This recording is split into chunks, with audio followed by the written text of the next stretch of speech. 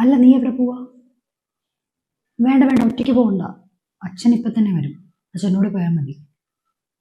അല്ലെങ്കിൽ അവനപ്പുറത്തിരിപ്പുണ്ട്, അവനോട് പോയാൽ മതി. എടാ, ഇവൾക്ക് എവിടെ പോകാനുണ്ട്? എവിടെ പോണേ നീ? ആ തുണിക്കടയിലല്ലേ? ആ തുണിക്കടയിൽ വരെ ഒന്ന് കൊണ്ടാക്കിയിട്ട് എന്താന്ന് വെച്ചാൽ കഴിഞ്ഞിട്ട് രണ്ടുപേരും കൂടി തിരിച്ചു വന്നാൽ മതി. ഓക്കെ, പോ.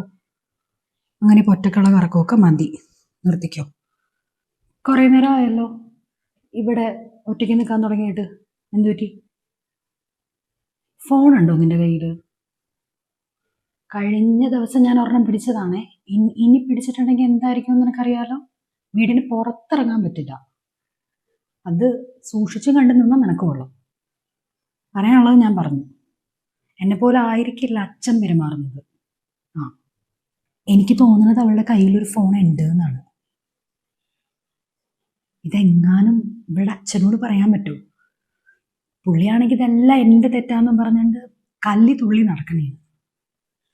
എനിക്കിതൊന്നും പറ്റുന്നില്ല. എനിക്കാണെങ്കിൽ രാത്രി ഉറങ്ങാൻ പറ്റുന്നില്ല. എന്താണ് ഇനി ചെയ്യേണ്ടത് എന്നൊക്കെ ആലോചിച്ചിട്ട്. ഇനി അതേ ഉള്ളൂ മാർഗം. ഏതെങ്കിലും ഒരു നല്ല ചെറുക്കനെ കണ്ടുപിടിക്കണം. 18 വയസ്സ് തികഞ്ഞല്ലോ. 18 വയസ്സ് അത് മതി. ഇല്ല, ഉറങ്ങിയോ നോക്കാൻ വന്നതാ.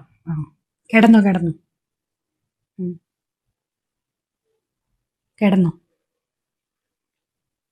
ഇല്ല, ഒന്നുമില്ല. കിടന്നു. ശരി കിടന്നു. മുറി ലോക്ക് ചെയ്യണ്ട കേട്ടോ. ശരി.